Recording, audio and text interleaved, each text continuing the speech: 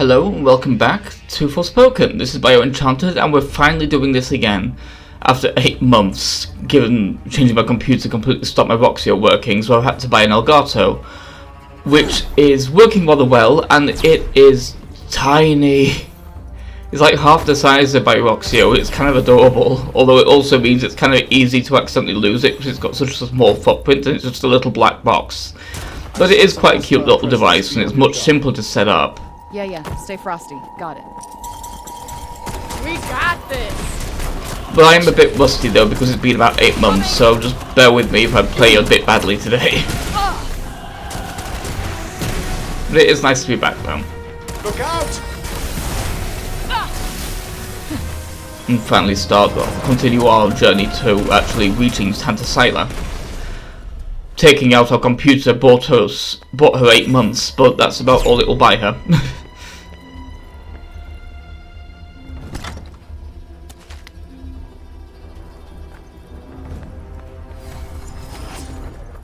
Something other interesting as well, I actually misunderstood what Forspoken meant because I misunderstood the etymology. You see, I thought, because I kind of was thinking about it recently, I actually thought it had similar etymology to forbidden, but it does not. Because, you know, if you're just thinking about Forspoken without knowing what it means, you might assume that it's similar to the more frequently used word forbidden, so you might think, oh, it's something someone's forbidden to speak about. You know, you're not allowed to speak of it because it's Forspoken, if you know what I mean. But that's actually not what it means at all. It's actually based on the word for speak, which is an old-timey way of saying enchant or bewitch. So this story is actually called Enchanted, which makes it much clearer exactly what kind of isekai this is. You see, this isn't Alice in Wonderland, and it's not, as we look like, anything Alice related at all. It's actually Enchanted. Faye is basically anti-Giselle, in that she comes to a fantasy world from New York and tries to kind of teach an overly idealistic person about personal boundaries.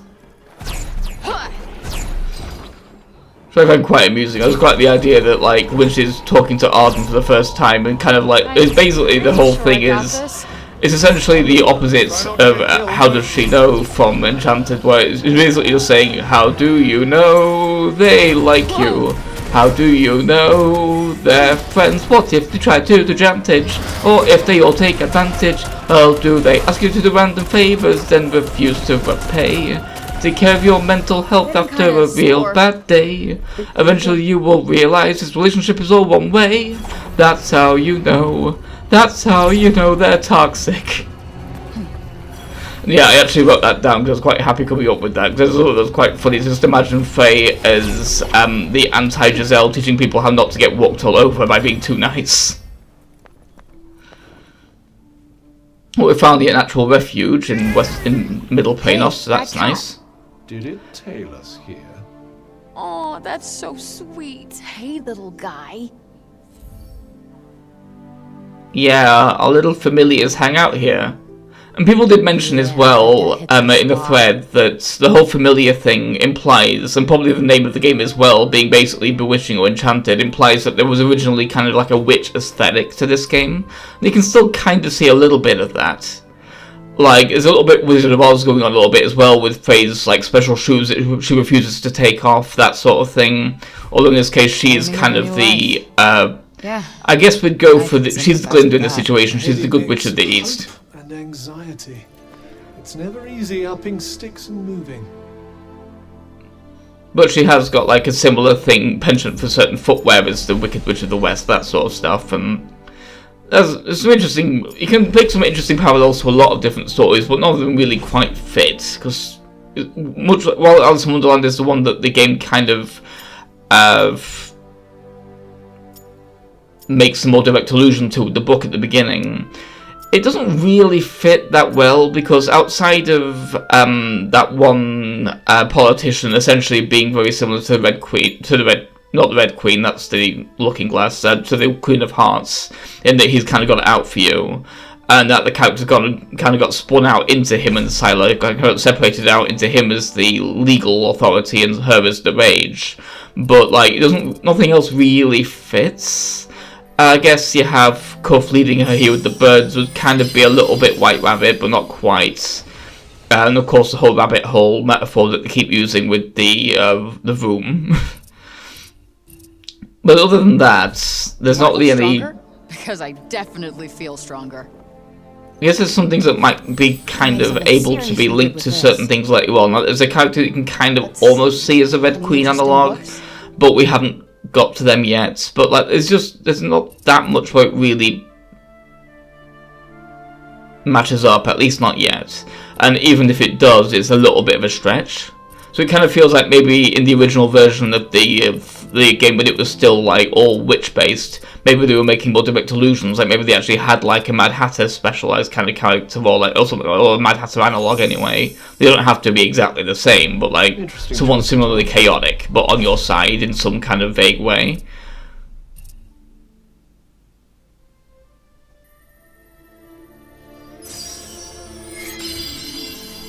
But this is quite a useful skill, because now we can turn break shards into other kinds of break shards, which means we can basically make them stronger. So that means they can then be used to upgrade other things when it's time to actually start upgrading stuff. Also, of course, completing this little challenge by modifying stuff right now will give us an extra point in purple magic, and we need every point we can get. Also, a small problem with the surge magic one, it's not really a problem, it's just it's a skill issue that I need to get used to again. Its method of upgrading it is not hitting 10 enemies that are weak to that magic. It's actually killing 10 enemies, and it's not strong enough to do that on its own, at least not right now. Especially because the enemies are starting to get a lot stronger, so we actually, what we'll need to do eventually, not in this video because I screwed it up, but what we'll need to start doing is weakening enemies that are weak to purple magic by just firing it at them normally, and then when they're at very low health, then we use the surge magic, because that is what I had to do when I was grinding it my first time playing through the game, and I had to do a lot of grinding there because the surge magic was the last thing I really kind of worked out how to upgrade properly.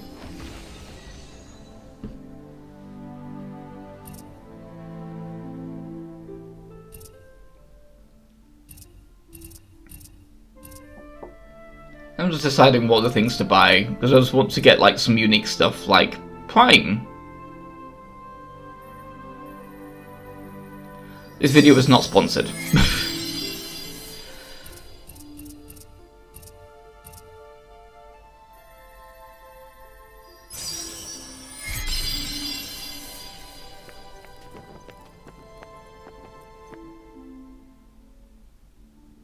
Of course, I forgot I was actually using shield shots. I forgot to switch to shield shot during the rest of this video. I'll do that next video. Remember that I'm actually using shield shot.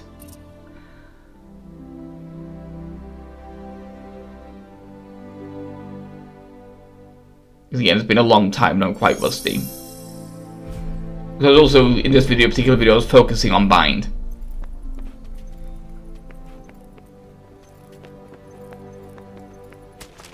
Huh. What's this?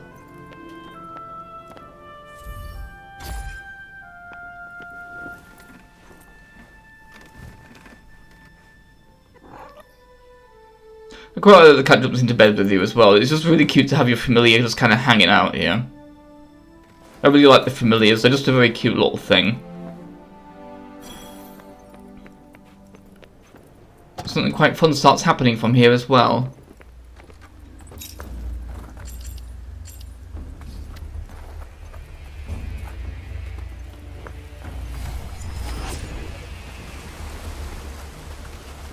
Well, let's head to the Belfry first, because we might as well start making our way deeper into Praenost. Gotcha! The advantage is ours. Uh-oh! Alright! Might want to try and avoid getting hit for a little while. Oh, might I?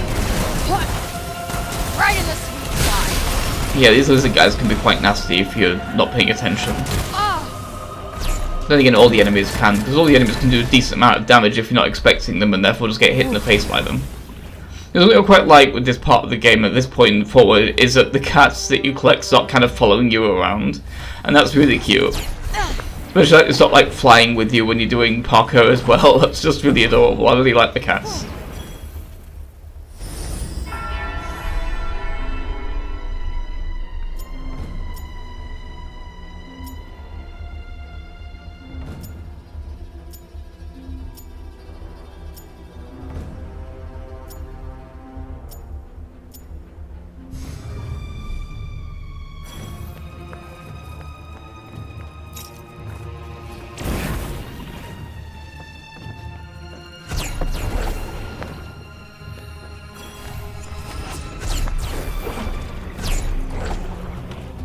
Yeah, I'm not going to be worrying too much about exploring from this point on, though.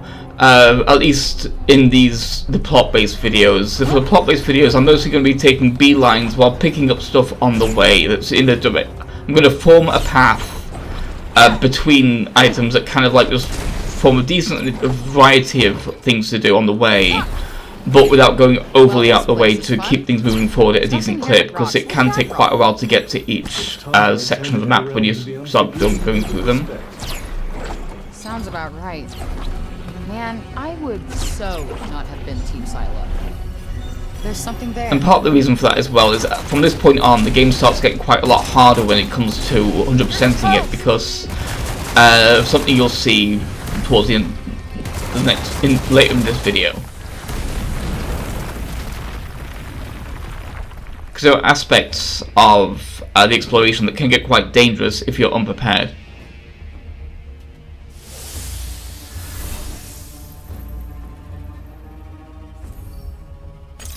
It's always good to have stronger healing effects, because we only have so many healing potions, and we can only carry so many even towards the end of the game. So it's always good to get an upgrade to them so they can just heal more for each potion. Yeah, just getting good at the lay of the land, so that way is just going to a chest. We don't really want that right now, so we're going to go straight to the area just to our right, so we can actually get on the path that leads out of this area. Because of course, Siler has made this whole area, as I mentioned in the previous video, a natural fortress.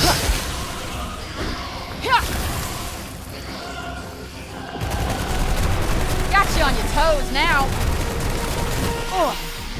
Which means that because it's a natural fortress with natural walls everywhere, there's only really a single path through, and that path is heavily guarded.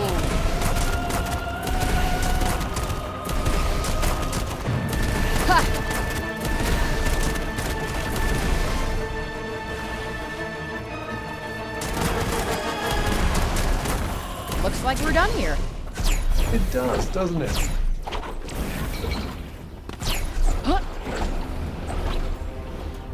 I do apologise for any lack of skill in this video. It has been a long time since I played this game.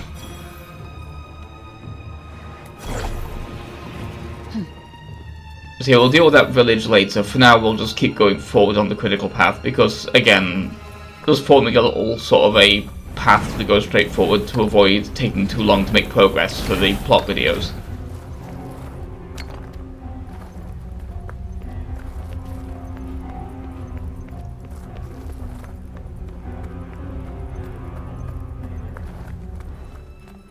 Because we can always return here, but this is a very key area, the depths of corruption.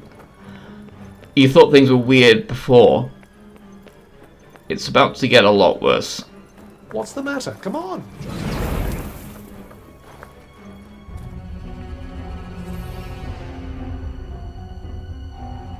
The colours getting more extreme. Let me guess. More weird break-related shit. Would seem so.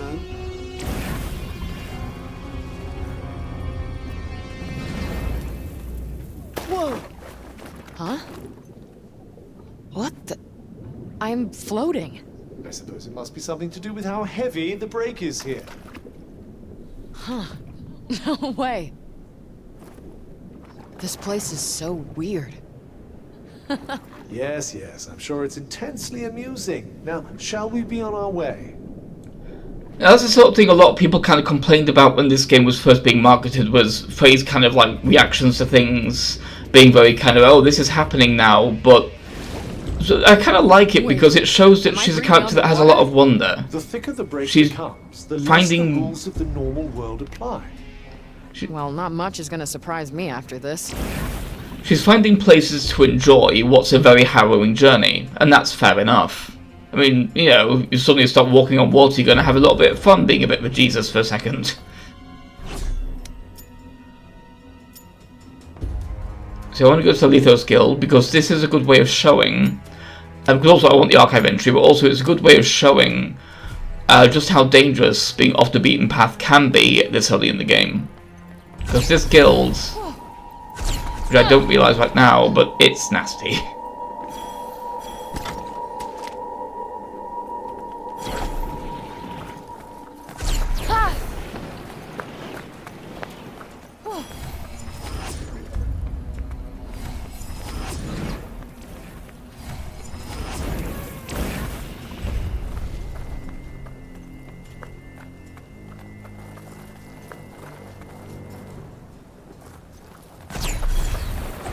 Wonder what's at the top of this one.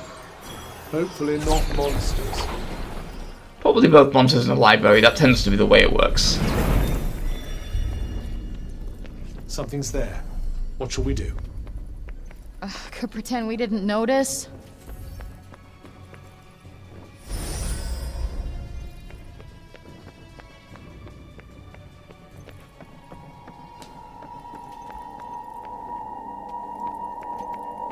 Kind of like even in very basic areas, is sometimes you just get items on top of stuff, because it just kind of it's fun to be able to clamber around on things. And I like that the game gives you excuses to do Might as well so. pocket this.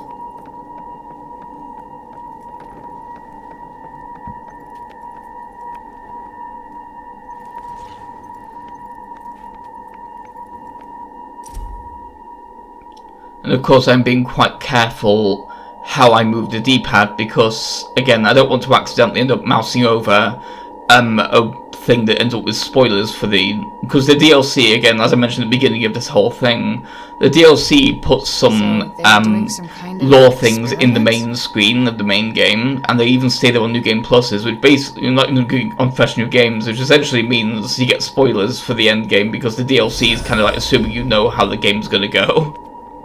So you can accidentally mouse everything that's like, oh, the truth behind this. And it's like, no, I don't want to know that yet. Oh, I don't want the audience to know that yet. This is not got there. This is why it's so dangerous here. The Ogre. They're resistant to phase magic. That's not doing much. That went well. You said it did. That asshole's going nowhere. So yeah, I try to be kind of cute here and try and get some the binding going, but I need to not be cute. I just need to survive. Because this ogre has so much health and we are doing so little. But there are ways around that though. As you can see, you can get some critical hits on certain locations, and so if you can kind of aim for that, then that helps. But it's still not doing nearly as much damage as it could be. How'd you like this?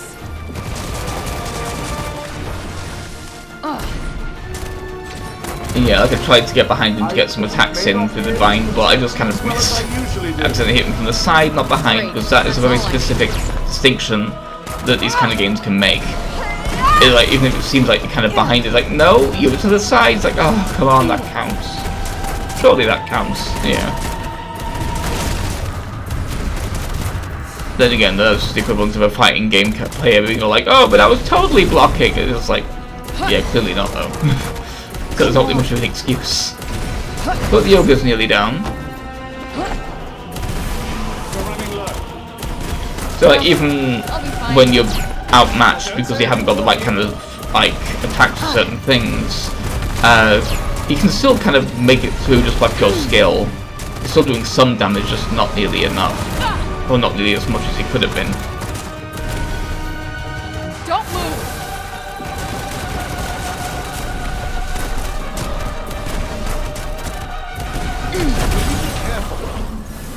I'm sorry, alright? I got a little binding on him there, that's nice. I think that's all of them. Seems like it. Nice work.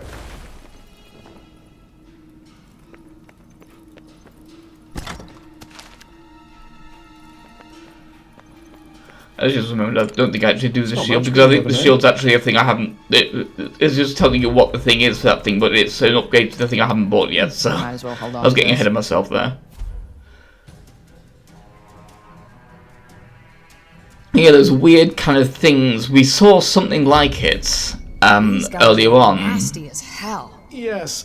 Best steer clear, I'd say. For once, I will not be contradicting you. But it was dead. And we've also, of course, seen much smaller versions in that one town that was flooded with the break. Because, of course, break floods are where those creatures spawn.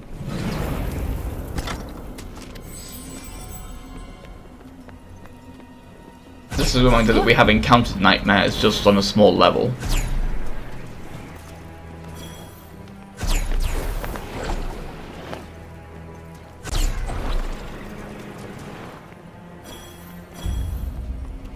There's something I quite like in Jumble about this area, though, now that we're past the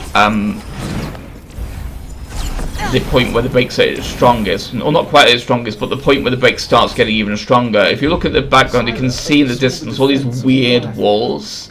and like these weird strata where the break has kind of infused itself into the rock. So like, that's what I just really love about the break in general, and of course I brought this up at the beginning of the whole thing when we first arrived here, but this area is where it really comes into fray, because it comes into focus, because this is where, So that's the fortress? in Sila's domain, Like even the rocks in the sky have become infected. Neglect has certainly played its part. These are the effects of the break, above all else. Now, something that's quite cool that I find about the break is that it does break absolutely everything. Bullseye!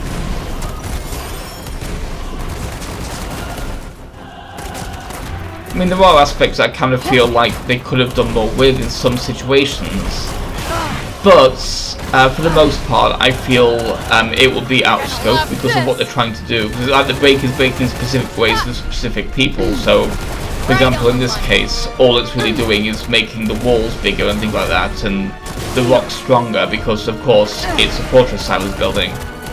All she wants is strength. All she wants is force. So it's just kind of a lot of impenetrable red rocks and massive walls showing up where there weren't walls before. And because of all the down going on here, I don't think they're actually being built up.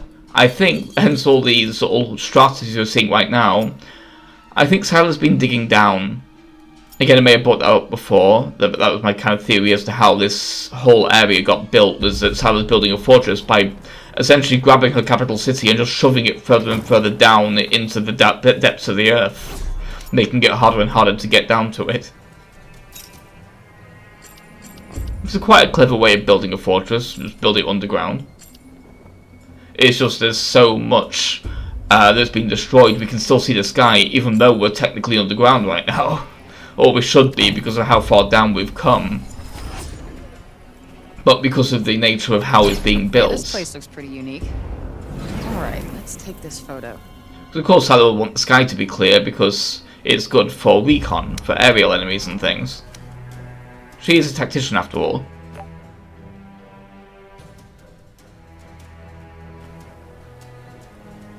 Can't wait to show this to the kids. They'll certainly have plenty to be excited about.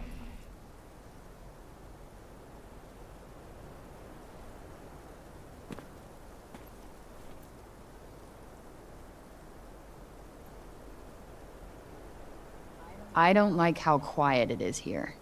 I find it rather peaceful. Would you rather be battling more break beasts? No, it's just, in horror movies, it's always moments like this when shit starts to hit the fan. And there it is.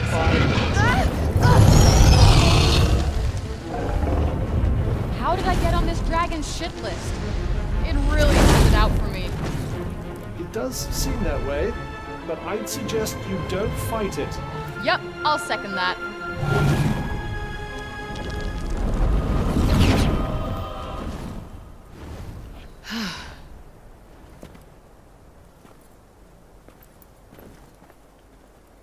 Now we don't know why yet, but Frey has asked a very interesting question.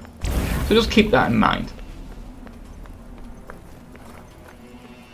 I quite like how pretty the stratas in these rocks are as well.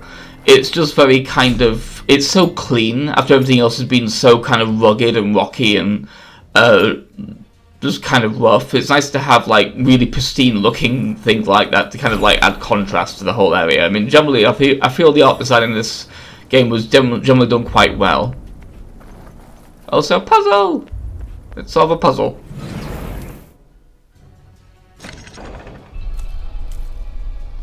This one's normal, not easy, so we have to kind of figure out how to make one thing do this but not the other.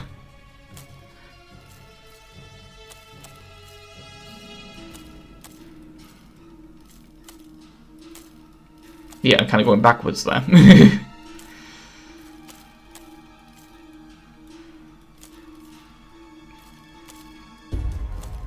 But kind of an important thing with these kind of puzzles as well is that sometimes, especially in the harder ones, you don't need all the pieces. Sometimes you can actually make a really short path. It just depends on what pieces it gives you. Because all that matters is that you connect the two parts, the beginning and end.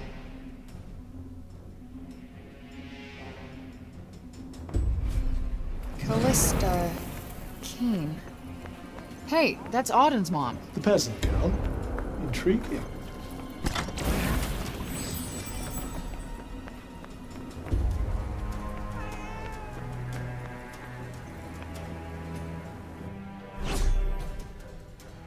I'm assuming they had her clarify that in case you didn't do the side quest in the beginning of the game where you help her father find the picture.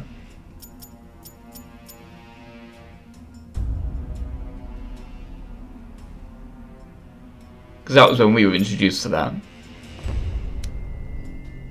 Well, not to that specific plot point, but the identity of her mother anyway. Well, there wasn't much to write home about in there. Yes, give or take a horde of mindless, murderous horrors. You can keep them. We got this, right? Yeah, so that may have seemed quite empty for a fortress, but remember, that's not the fortress. That used to be the fortress. That's the entrance of what was once a fortress. Let me guess. You've been studying the map again? Indeed. As you should too. But now this whole area is fortress. No, we'll need to station your troops in one specific spot. You can just spread them all over the place now. Could probably chill here for a while. Wonderful. I, for one, can't wait to take a load off. Take a load off what?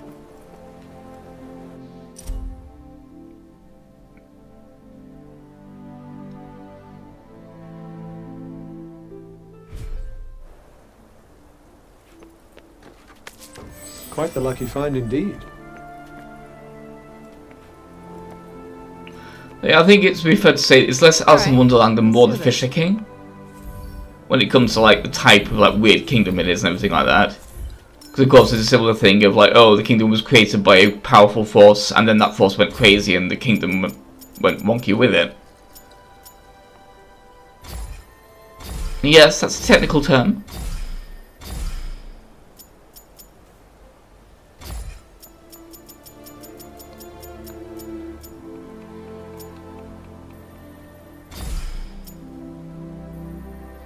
Yeah, the more potions we can store, the better.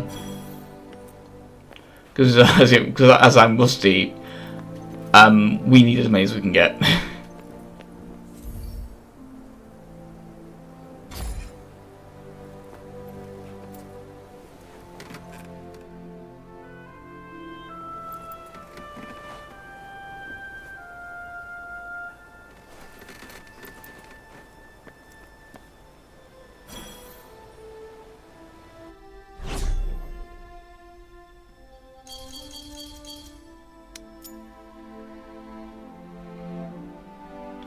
Now, I think off screen I will kind of walk back to those refuges because I'm not sure if I've forgotten to pick up something on bedside tables. I want to take a look and see what's actually on them. Just in case I've missed something, like, important. It might just be potions though, just want to make sure. But before we actually finish, let's make our way to the eastern refuge here. Because it's closest to the next marker anyway, but also I want to see what's at this mulberry font. So let's go to the mulberry font.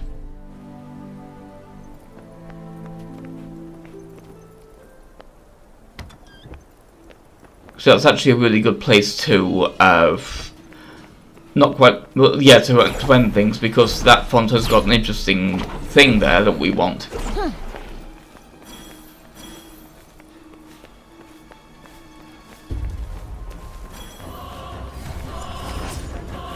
This looks like a big one.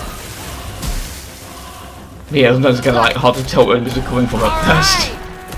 Especially if they're coming from above and you can't see anything around you. It's like, whoa, where's that music coming from? And now I'm getting owned by birds after having taken down an ogre. I have no excuse there. I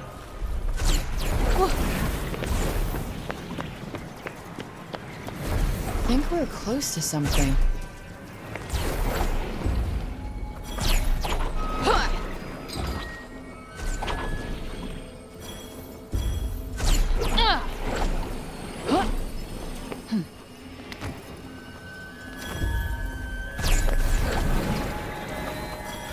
Now, like, I may start doing some off-screen grinding for certain things, like certain skills and things like that, but I don't want to if I don't have to, because I'd rather work them into the playthrough to show that grinding wouldn't be necessary, that like you can just work it into the flow of the game when you're good enough at the game to get those kind of upgrades. Like, for example, by binding enemies and getting the requisite amount of points, or by hitting enemies with their weak points, you know, that sort of thing. I'd like to work that into the actual flow of the game if I can. But if at the end if I'm having some trouble with something, I may do something off screen just to kind of like get the rhythm back and everything. But it's also like useful to keep it in the video because it's useful to show you how it physically works. It's more informative that way, otherwise it's just, oh, I've figured it out, don't ask me how. Only a little? So here's a quite pretty font. Flowers and succulents and ferns everywhere. Look, water.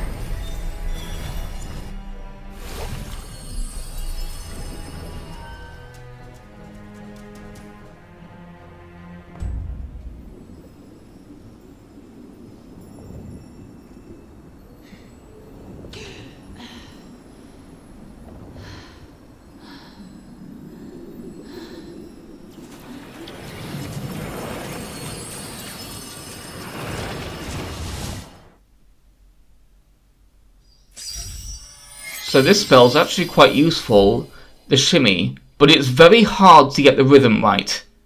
And I completely fail at it in this particular video, but if you can get it right, it really speeds you up, because instead of just kind of like running, it allows you to kind of bounce from spot to spot, sort of like, basically, we are the White Rabbit with this power when we get the timing right. But the timing's quite difficult though.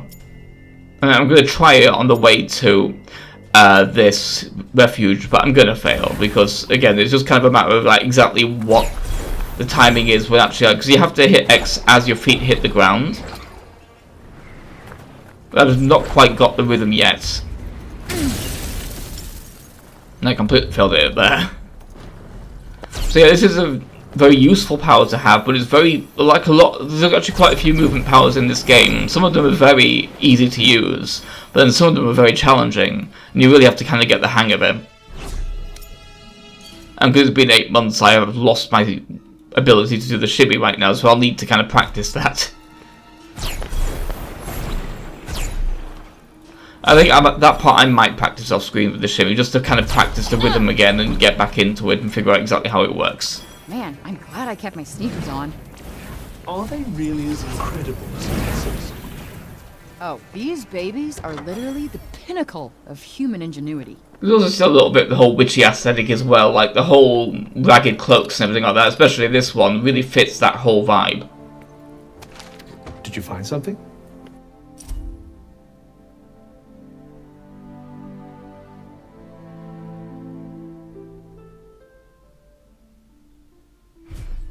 How do you even research shit like this? By putting your life at very great risk indeed.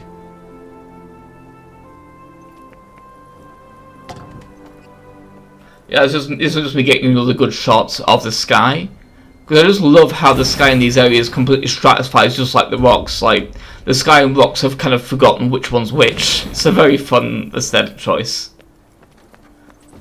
But now we're going to restore our health, and next time we'll actually start properly exploring the inner part of Praenost and this rest of this fortress area.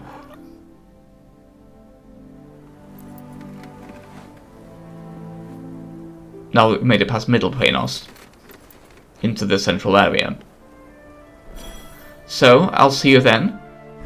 Goodbye. Please remember to like, comment and subscribe, and also join my Patreon. Thank you for James Rossi for already doing so at the Bio Enchanted Legs tier.